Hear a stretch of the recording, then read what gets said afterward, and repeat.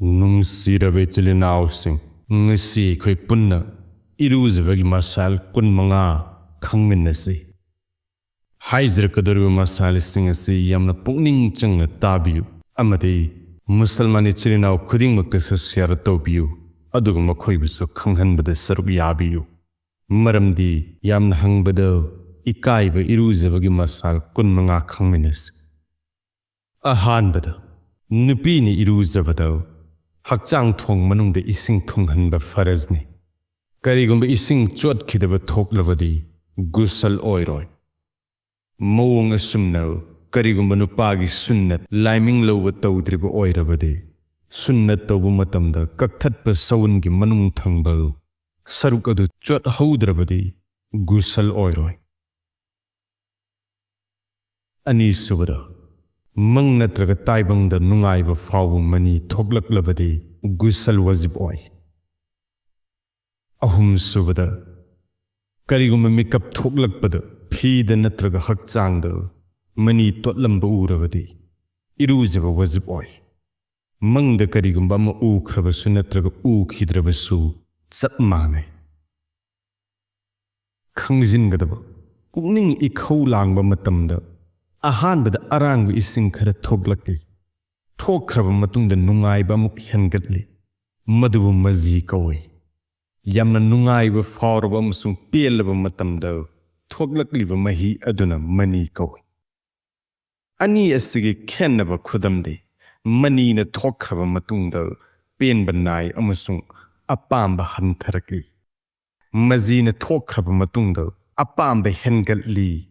Majidi langi mani na fammi. Maji thokhrabadi irujaba wajib oide. Tawigumbasung wujudi kai. Mari subada nupagi chakarma kok thambal. Nupi hakchang thong manungda thinjillurabadi. Nupi animakta irujaba wajib oide. Mani thoklabasu thoktrabasu.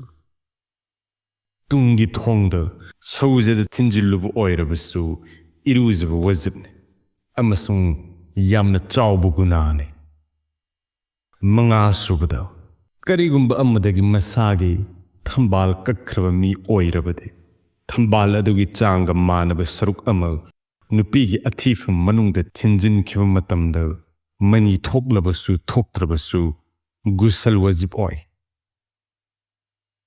Taruk subada Kaanagumba lamhenba aman makhong mari panba saadu asiba nupida natraga famdinnabagi matik chadribi nupi macha amada masagi athifam adu thinjillurabade mani thoklaktriba fawba irujaba wajib oiroi aduga masi yamna chawbu gunane.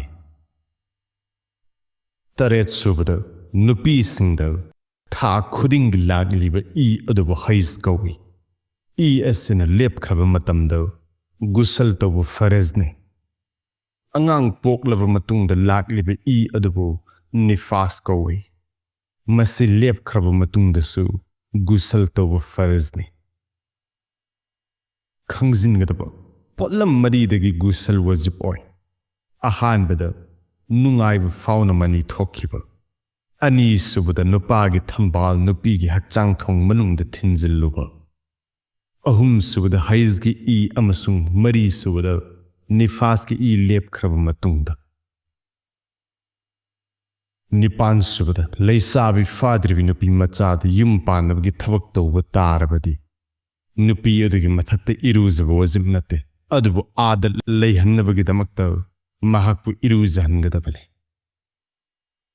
Mapan subada mangda nupi na nupagi manakta leiruba amasung Haktinnabu ui natraga nupana kanagumbi amada haktinnabagi nungaiba fawki. Tawigumbasung mani thokhibagi khudamdi leiramde. Adu oirabadi irujaba wajib oide. Karigumba fida natraga hakchangda achotpa khara thengnare. Adu oirabadi irujaba wajibne. Masida nupada oirabasu nupida oirabasu chap manai. Tarasubada Irujababa matungda nupi hakchang thong manungda leihoba nupagi mani adu thoklaklabade amuk hanna irujaba wajib natte wujudi kai.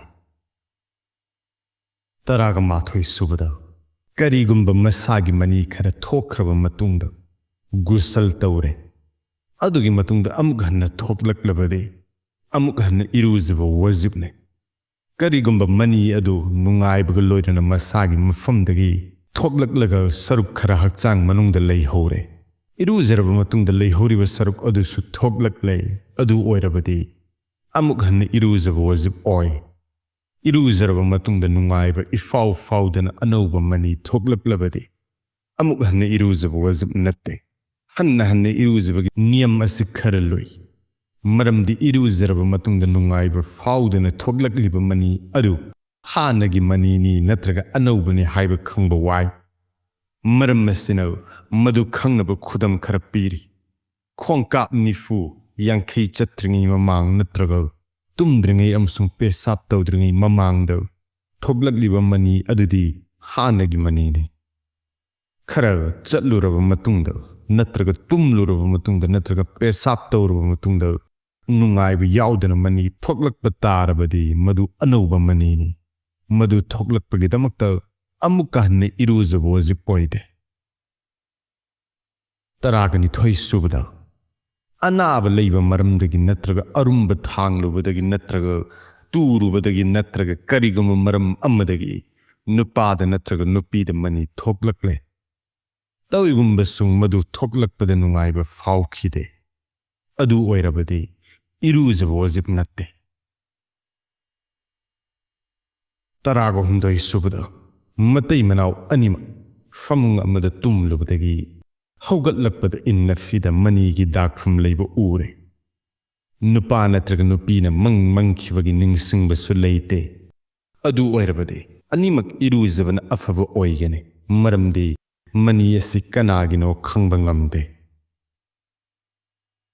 Taraga mari subada kanagumba ama Musalman olakpa tarabadi irujaba fai. Karigumba mahaki mathakta irujaba faraz oiki adubu mahangni irujakhide. Natraga irujakhi tawigumba sung sariyat na takliba adugi matung inna chumna irujakhiba natte. Adu oirabadi amuk hanna irujaba wajibne. Taraga manga subada kanagumba mana asibabu irujabire. Adu oirabadi mahak masamaksu irujaba fai. Taraga turuk subada kanagumba amagi mathakta irujaba wajib oire. Mahangna irujatringi mamangda chaning thakningba khara leire.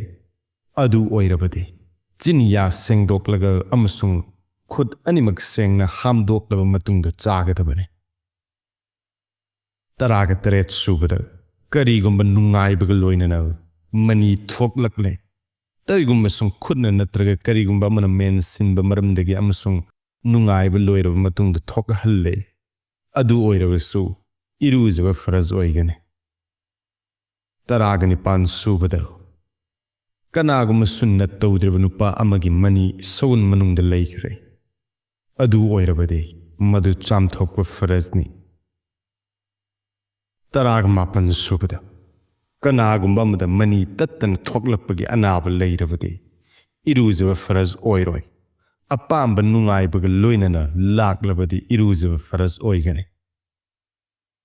Kun subada kanagumba nupa amana masagi jakar nupigi makhoida natraga phaigalda taklore. Tawigumba sung manidi thokte. Adu oirabadi irujaba faraz oiroi. Kun mathoi subada kanagumba amana mangda masagi mani thokiba uki. Tawigumba sung mikap thoklaba matungda firolda chotpa natraga mani taibagi khudam ammata uba fangde. Adu oirabadi irujaba wajib natte. Mangda mani thokpagi nungaiba fangkiba oirabasu. Kunni thoi subada kanagumbi amana masagi hakchang thongda masamangna hidak haple natraga maibibu haphallabadi irujaba faraz oide. Kun humdoi subada kanagumba ama irujaba darkar oire. Adu oirabadi Quran Sharif sokpa amasung paaba masjidta changba jais natte. Allah.Ta'allahgi athoiba ming kalima amadi dua sonbadi yai. Kun mari subada tafsirgi lairik singba irujadana amasung wuzu yaudana sokpa makruni. Aduga Quran ge arth de sokpadi taseng haramne. Kun manga subada. Kanagumba amana mani totlaga kangkiwa famung mathakta tumlore. Masadagi thoglakpa humang na famung du jotle. Hakchang da mani totlakpagi khudam uwa fangle adu oirabadi. Hakchang seng laroi madu seng dokpa wazip oire. Nungsirabe chilinawsing ngasigida sifawadan khangminarasi. Matanggi ahum suba tangkakto. Istinja seng dokpagi bayan gi matangda masail kharga muk khangminasi. Nungsirabe chilinawsing na. Irujabagi Hangbada Ikaiba Masail sing asibu. Musalman bahai behen khuding to share to biduna makhoibu sub khanghanbada saruk yabiyu. Allah Ta'ala na haizifiba masail sing asibu aikoi khuding mapu khangbangam nabagi pangal thona adu pinabibu oisan.